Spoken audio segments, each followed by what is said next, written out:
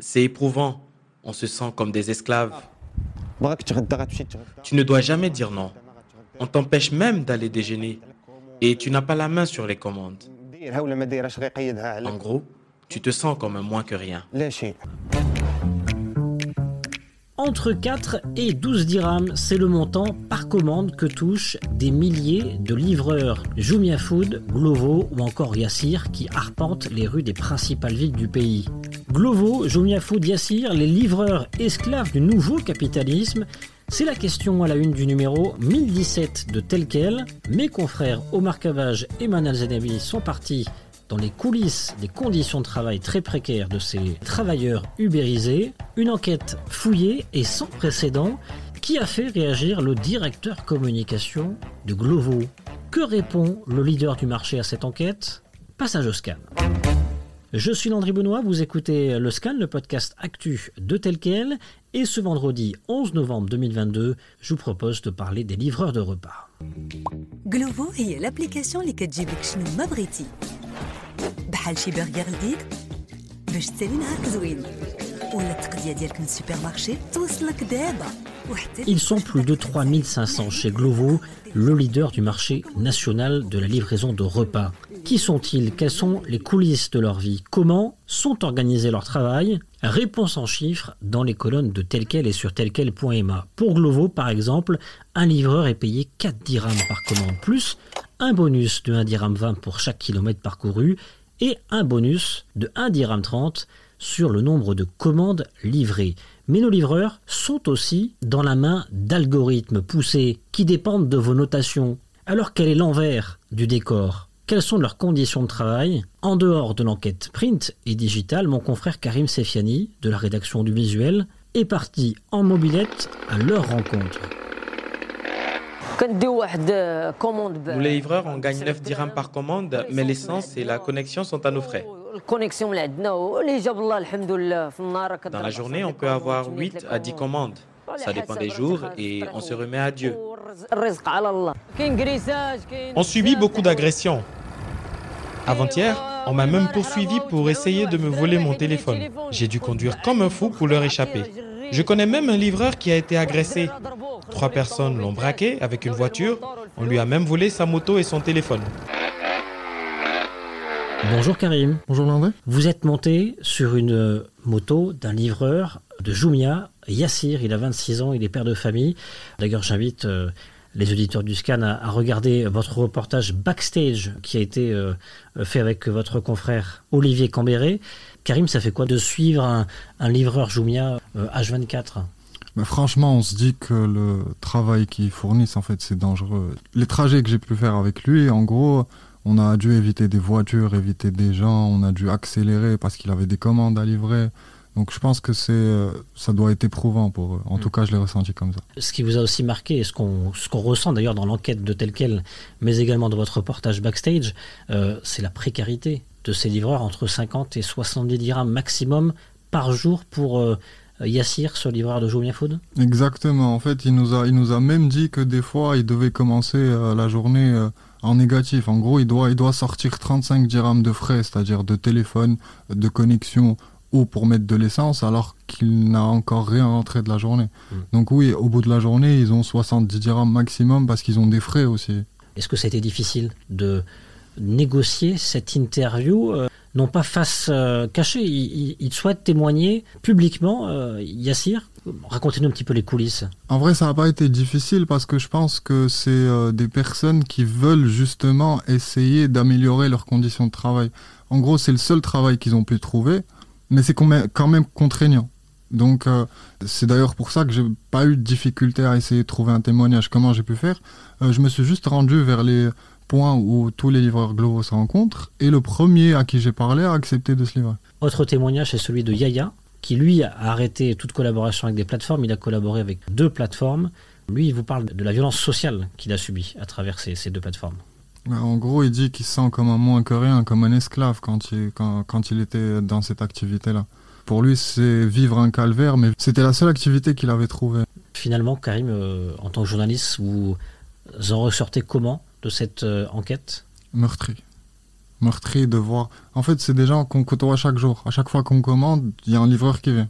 Là maintenant, vous vous dites, ça y est, je vais sortir peut-être un peu plus de dirhams de pourboire dès que je vais commander? J'en sortais déjà, mais je pense que là, je vais en sortir plus. Oui. On va entendre dans un instant, Karim, une interview que vous avez réalisée de Hanan Lacheb, qui est le directeur communication de Glovo. Comment s'est négociée cette interview? Pourquoi a-t-il accepté de parler? Alors, ils ont accepté de parler parce que, d'après ce qu'ils m'ont dit, c'est que le dossier que tel qu'elle a sorti, en fait, ça leur a asséné un coup à leur réputation et que eux, ils voudraient aussi communiquer. Donc, ils ont eu cette occasion-là avec le scan et ils s'en sont emparés. Et on va entendre cette interview tout de suite. Bonjour Hanan Lacheb. Bonjour. Merci d'avoir accepté cette interview. Au micro de mon confrère Karim Sefiani. Glovo est présent au Maroc depuis, on le rappelle, 2016 précisément. Quel premier bilan vous tirez de ces années d'activité? Glovo Maroc, ça fait maintenant 4 ans. C'est d'ailleurs le premier pays que Glovo a lancé en Afrique et qui sert aujourd'hui de modèle pour les autres pays de la région. En termes de bilan, aujourd'hui, on opère dans 57 villes au Maroc, de Tanger jusqu'à Dakhla, que nous avons lancé récemment. On accompagne 6000 partenaires dans plusieurs secteurs de l'économie, bien sûr dans le secteur de la restauration, mais aussi des supermarchés, des boulangeries, parmi d'autres. 96% de ces partenaires sont des TPME locales et la plupart d'entre eux bénéficient vraiment d'une première immersion ou une expérience digitale avec Glovo. En termes d'effectifs, Glovo au Maroc, c'est plus de 100 employés, tous de nationalité marocaine. On a aussi plus de 3500 coursiers actifs à travers le Maroc qui utilisent notre plateforme. C'est des jeunes de 18-35 ans qui sont sous le régime de l'auto-entrepreneur. Les coursiers gagnent en moyenne 30% au-dessus du SMIC aujourd'hui. Par rapport à tout ce qui est ambition future, on veut clairement continuer à étendre notre champ d'action pour continuer à diffuser cette culture de la digitalisation, tout en créant davantage d'opportunités économiques pour les coursiers, que ce soit pendant leur expérience avec Glovo ou en les aidant à transiter vers d'autres opportunités professionnelles. Est-ce que vous pensez que le statut d'auto-entrepreneur, qui est le statut donc des livreurs, est un statut équitable?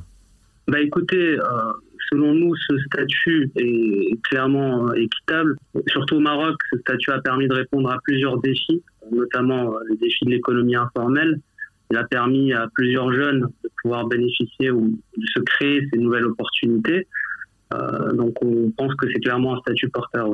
Le fait de ne pas embaucher directement les coursiers, c'est pas une question d'argent, c'est une question de modèle économique, mais c'est aussi les avantages qu'il apporte aux coursiers.